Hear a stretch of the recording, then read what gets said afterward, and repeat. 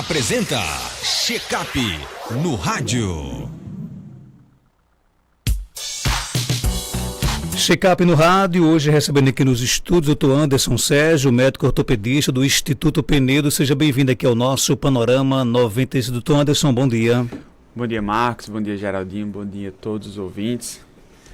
Satisfação imensa estar aqui mais uma vez, mais uma semana para a gente poder conversar, tirar algumas dúvidas sobre problemas de dor, problemas ortopédicos, sobre os problemas do joelho que todo mundo sempre reclama, né? Agora passou a festa de Santana, muito forró, uma procissão gigantesca, muita né? corrida, linda, né? Linda de se ver, de verdade. As imagens são coisas sensacionais, né? As imagens da procissão. Realmente é emocionante ver aquilo. E a gente sabe que ontem eu estava em Currais Novos e já comecei a juntar os cacos lá. E essa semana começar a juntar os cacos aqui em Caicó também, de muita gente por ato de fé, né? Muitas vezes pagando alguma promessa, alguma coisa, ou simplesmente por gostar de participar da procissão. Faz aquele esforço maior do que gostaria e poderia, e acaba sentindo dor no joelho, o joelho fica inchado e acontece aquela famosa água no joelho, né? Muita gente chega no consultório com o joelho muito inchado e dolorido e começa a conversa do vizinho, do parente, da tia, da avó. Ah, isso é bem água no joelho. E eu resolvi trazer esse tema. Hoje é um tema muito frequente no consultório. O pessoal chega muito com essa dúvida, com alguns mitos, reclamando: ah, doutor, será que eu tô com água no joelho? E sempre acha que isso é uma coisa muito grave. Na verdade, a água no joelho, ela não é o problema em si, ela é a consequência de um problema que você tem no joelho. Seja uma lesão de cartilagem, seja uma lesão de artrose, ou por alguma pancada que você levou, alguma doença reumatológica que você tem, uma artrite reumatoide, mas que vai gerar um processo inflamatório. E o que causa é uma sinovite. É um processo inflamatório da membrana sinovial, que ela vai produzir o líquido inflamatório, que é essa água no joelho.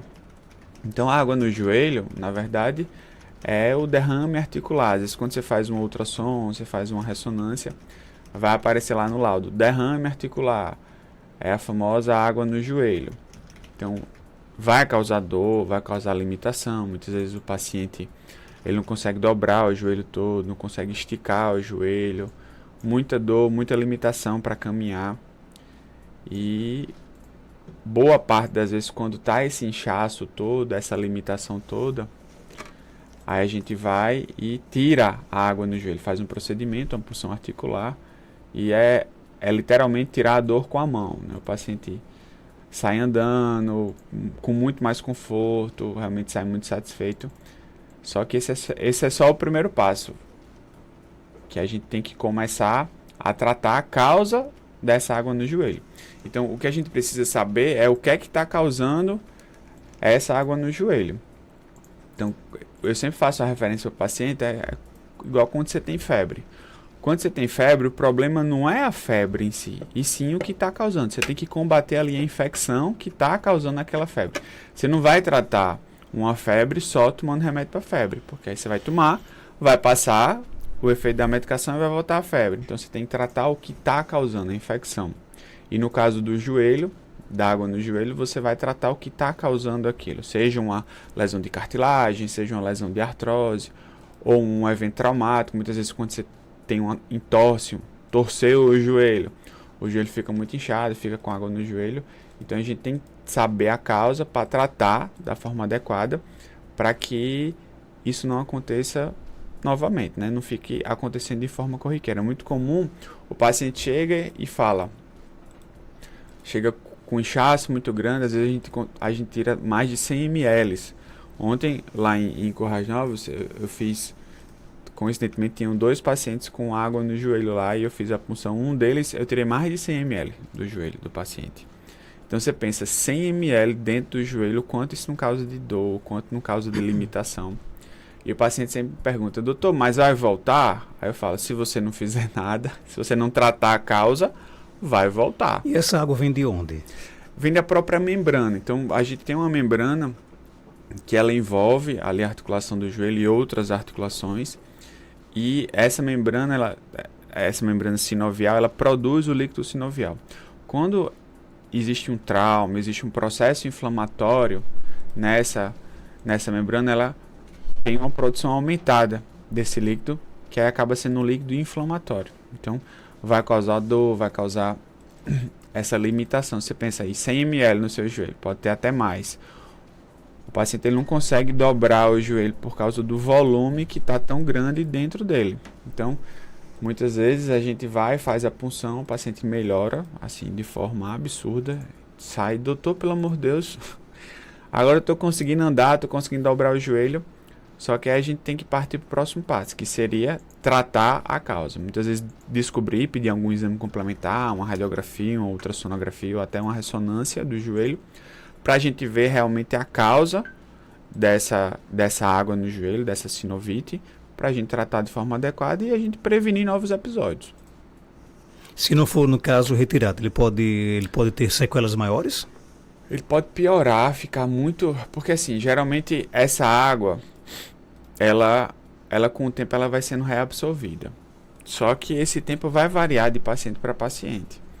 E causa muita dor, causa muita limitação. Então, muitas vezes o paciente, se ele não age de forma mais rápida, quando tem realmente indicação da gente tirar a água, quando esse volume é maior, ele vai passar muito tempo com dor, muito tempo com limitação.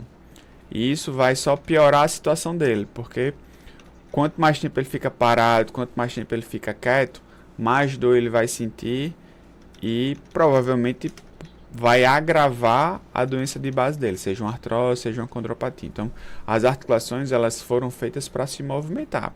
Então, é importante que a gente faça um repouso dinâmico. Eu sempre falo isso para o paciente, não precisa você ficar parado, prostrado, deitado ou sentado o tempo todo quando você está com dor. É importante você se movimentar. Agora, se movimentar numa situação em que não cause dor, não piore uma dor que você já tenha. E é assim que você vai melhorando. Tem pergunta no nosso WhatsApp, vamos lá, bom dia. Bom dia, Marcos Dantas, pergunta aí ao médico por que eu sofri uma queda quinta-feira passada, bati com minhas costas, minha costela continua doendo, já bati uma outra, não deu nada, mas eu continuo com dor e sinto os estalos. Será que está quebrado meu osso? Será que está quebrado? Pode estar quebrado. Então, quando você tem um trauma nos arcos costais, na costela, você pode ter uma fratura. Eu sempre falo, ou é 8 ou é 80. O 8 é o que? É o trauma, a pancada, pode até ter uma fratura, mas o que vai ocasionar é só um quadro de dor, que ele geralmente dura de 2 a 4 semanas. Então é normal, quando você tem uma pancada, levou uma pancada nessa região das costelas, você ficar sentindo dor até 4 semanas. Claro que não há dor de forma intensa do jeito que é quando você bate. Essa dor ela tende a diminuir, mas nas primeiras 2 semanas ela tende a ser bem forte e incomoda. Então você não encontra posição para dormir, se você respira fundo dói, se você tosse dói, se você ri dói, e um espirro, Ave Maria, você vai no céu e volta. Agora, quando está nesse grau de intensidade a dor, é importante passar no médico, ser medicada com a medicação mais forte para controlar essa dor. E realmente, se essa dor não passa, aí fazer um exame de imagem mais específico. Geralmente eu solicito uma tomografia de tórax para a gente realmente ver se tem uma fratura. Mas se fosse uma coisa mais grave, uma fratura que comprometesse algum órgão, alguma coisa, ela já teria um problema maior assim que tivesse tido o trauma. Então, provavelmente, ela tendo ou não tendo fratura, não tem o que fazer a não ser controlar a dor dela. Então, se é uma dor que está uma dor muito forte e muito intensa, é importante ela procurar um médico para ser medicada de forma mais adequada. Tem mais perguntas no nosso WhatsApp, bom dia. Bom dia, Marcos Jantas, bom dia, doutor. Ei, doutor, eu faço academia. Aí quando eu pego assim, um peso, uma carga mais pesada, meu joelho estrala, mas ele não dói. Isso pode vir um dia ser a consequência de alguma coisa? Gostaria de saber. Ele dá uns estralos que as pessoas escutam, sabe? Eu escuto, então ao meu lado escuta. E Ayrton Anderson? É o famoso joelho crocante. Mas se não tem dor, não precisa você se preocupar. Você vai ficar só alerta. Geralmente esses estalos ele está associado a uma condromalácia, um amolecimento da cartilagem ali da patela, da tróclea femoral. Não quer dizer que você vá sentir dor. O mais importante é você manter essa rotina do exercício, do trabalho de fortalecimento muscular. Muitas vezes quando o paciente chega no consultório reclamando demais desses estalos, a gente lança mão de alguma medicação, algum colágeno, alguma coisa, para melhorar essa questão dos estalos. Mas se não tem dor, segue o fluxo, você está bem, continua fazendo sua academia. Ficar só atenta para, se começar a doer, você já procurar o ortopedista para já se prevenir para que isso não piore. Mas na grande maioria das vezes esses estalos estão associados a alguma condromalácia, que é o amolecimento da cartilagem, mas não causa dor. E o tratamento para isso é justamente o que você está fazendo, é academia. Então, seu joelho está crocante, mas está tranquilo, pode ficar tranquila. Tem mais perguntas? Bom dia. Bom dia, Marcos Dantas. Bom dia, doutor. Doutor, eu tenho um senhor de idade aqui, meu pai. Ele teve a Covid. Aí ele andava para todo canto e hoje ele paralisou de andar. Será que foi devido à Covid? Que atacou o joelho dele, que ele não faz mais. Quando a gente levanta ele amunheca as pernas, não fica mais em pé, sabe? Aí é feito tudo nas mãos. Meu nome é Sebastião, isso aqui são Sabugi. Um abraço, Sebastião. E aí, Tuanes? Sebastião, o que acontece no paciente que teve Covid? Primeiro a gente tem que ver a gravidade da infecção, né? Se foi um Covid que ele precisou ficar hospitalizado. Ah, não, foi mais tranquilo, ficou mais em casa. Então, são vários pontos que a gente tem que avaliar. O primeiro, ele ficou muito tempo em leito, deitado, imobilizado. Se ele ficou muito tempo em repouso por causa da infecção por Covid, isso acaba trazendo no paciente idoso uma perda de massa muscular, perda de força. E se ele já tinha uma artrose antes no joelho, que você está falando aí que ele sente dor no joelho, essa Covid ele potencializa esse problema. Tipo a chikungunya, tem um efeito muito parecido com a chikungunya. Então ela potencializa um problema que você já tinha. É muito comum, agora graças a Deus as coisas estão mais controladas, mas naquele surto de Covid eu pegava muito paciente com dor articular pós-Covid. Então o paciente passa muito tempo deitado, vai perdendo massa muscular. Aí essa perda de massa muscular faz com que ele perca um pouco de força. Se ele já tinha um problema no joelho, então quando ele vai andar, se ele tem menos massa muscular, ele vai sobrecarregar mais aquele joelho, que já tinha um problema. Só que ele tinha uma musculatura que compensava esse desgaste do joelho. Só que agora ele perdeu um pouco da musculatura. Então vai sobrecarregar mais o joelho e ele vai sentir dor. É importante, a fisioterapia aí é primordial, é importantíssimo. É quem vai colocar o seu pai de pé de volta. Então é importante passar na avaliação com o ortopedista. De repente ver alguma medicação para dar uma melhorada nessa dor inicialmente. E ele começar a fazer uma reabilitação para ontem. Então, quanto mais acamado o paciente idoso fica, pior. Então, risco de infecção, risco de pneumonia. Então, é importante deixar ele ativo o máximo que puder. E não vai ser só com remédio que ele vai conseguir isso. Tem que ter alguma terapia de reabilitação. Então, a fisioterapia aí, nesse caso dele, é importantíssimo. Tem mais perguntas? Bom dia. Doutor Anderson, eu tenho um neto de 4 anos de idade e ele se queixa muito de uma dor na perna. Se ele correr ou se ele brincar assim, correndo à noite, ele não consegue dormir com muita dor na perna. Isso é normal? É normal? Normal não é, mas é comum. Essa palavra normal hoje é complicada a gente falar, né? Mas é comum ter essas queixas. Na grande maioria das vezes, elas se resolvem sozinhas. Então, a criança brinca, corre, fica com aquela dor na perna. Geralmente é na perna. E às vezes até é uma dor tão forte que chora, aí dá uma massagem, toma um remédio e acorda no outro dia como nada tivesse acontecido. Isso geralmente são as dores do crescimento que a gente fala. Se isso se tornar frequente, é importante a gente fazer um exame, fazer uma radiografia das pernas para realmente ver se não tem nenhum problema, não tem nenhum problema inflamatório, nenhum tumor, nada ali. É muito pouco frequente acontecer isso, mas pode acontecer. Mas na grande maioria das vezes se trata dessa dor, da famosa dor do crescimento, que ela é autorresolutiva, geralmente está associada a uma sobrecarga maior, ou seja, quando a criança brinca, corre, pula, fica dolorido. E não é sempre que acontece isso, não é toda vez que ela brinca, corre, pula que ela vai ter dor. Mas geralmente quando está associado a essa atividade mais intensa da criança. E geralmente no outro dia acorda como se nada tivesse acontecido. É importante, se está se tornando frequente, se isso gera um pouco de preocupação, aí que geralmente a avó se preocupa muito com essas coisas, levar no ortopedista para ser avaliado e realmente tirar essas dúvidas e ficar tranquilo, né? A criança aí se desenvolver da melhor forma possível e não tirar ela das brincadeiras, né? Isso é importante também. Doutor Anderson, minha filha tem 12 anos, ela está com uma dor nas costas e na nuca desde o último sábado e deu febre. O que é que pode ser?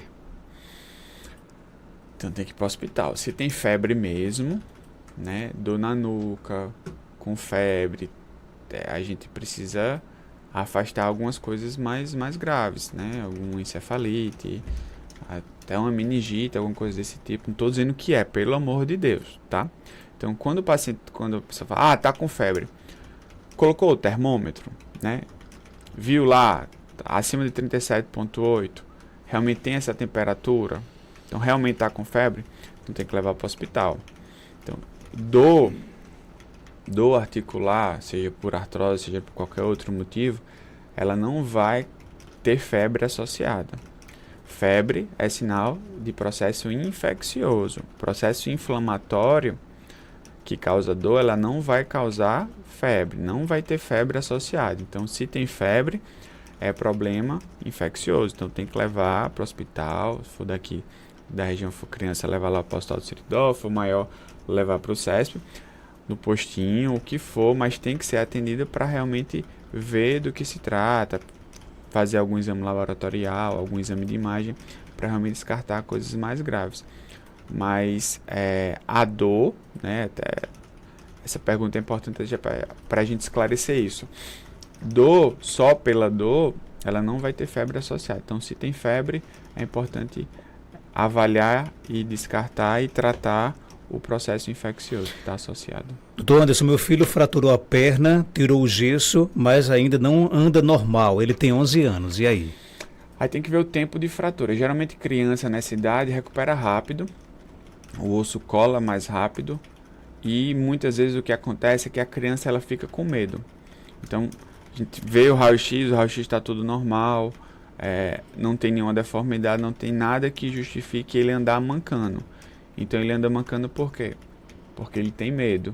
Então para tirar esse medo só com treino. Então nesses casos e em todos os outros casos de fratura, por isso que é tão importante a fisioterapia. E fazer a fisioterapia de forma precoce. Não só quando tá todo lascado, tá ruim, aí vai levar para fisioterapia. Não, poxa, vamos fazer o tratamento certinho, usou o gesso. Assim que tirou o gesso, já leva para fisioterapia para fazer esse treino de marcha, treino de mobilidade, ganhar amplitude de movimento, joelho, tornozelo, para que ele não fique com nenhuma sequela. Às vezes a fratura é uma fratura tranquila, só que pelo fato de não ter feito esse tratamento de fisioterapia, não ter feito a reabilitação da forma adequada, o paciente fica com sequela.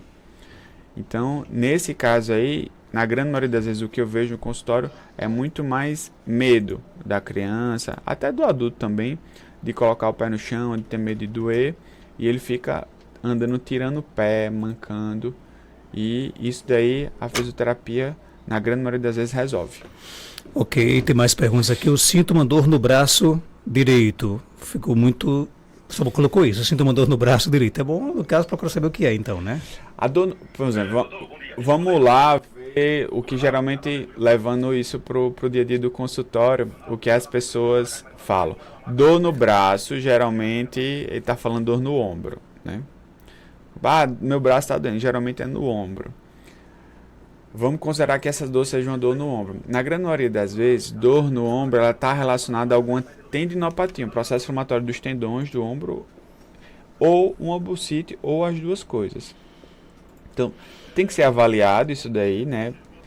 Isso estou falando da forma do que a gente vê de forma mais habitual no dia a dia do consultório. Então, se for uma tendinite, for uma bursite, então é tratar da forma adequada, tomar uma medicação. Se precisar fazer algum exame de imagem, fazer algum exame de imagem, mas principalmente fazer alguma terapia de reabilitação. Fazer um fortalecimento muscular, fazer uma academia, mas até para prevenir novos episódios. Isso pensando que seja uma dor no ombro, né? No ombro e seja uma tendinite. Se for em outras localizações do membro superior, então, o braço ele quer dizer o quê? Perto do cotovelo, na região do antebraço, a gente teria que avaliar realmente do que se trata para conseguir ser mais assertivo na conduta e na resposta. Dr. Anderson Sérgio, ele é médico ortopedista, está no Instituto Penedo, na rua Maria de Fátima Gomes, 1260, bairro Penedo, aqui em Caicó. Telefone 99647-7721. Você pode segui-lo no Instagram, @Dr. Anderson Sérgio. Obrigado pela sua participação. Obrigado, Marcos. Obrigado, Geraldinho. Mais uma vez, muito bom estar aqui, né? Ter todo esse carinho, toda essa resposta dos ouvintes, do público, muito, muito bom mesmo. Então, toda semana, ou quase toda semana, eu estou aqui para a gente conversar, para a gente trazer esses temas que são mais comuns no Instagram, mais comuns no consultório. Então, é sempre bom ter esse feedback de todo mundo. Então, até a próxima semana aí, um abraço. 7h48.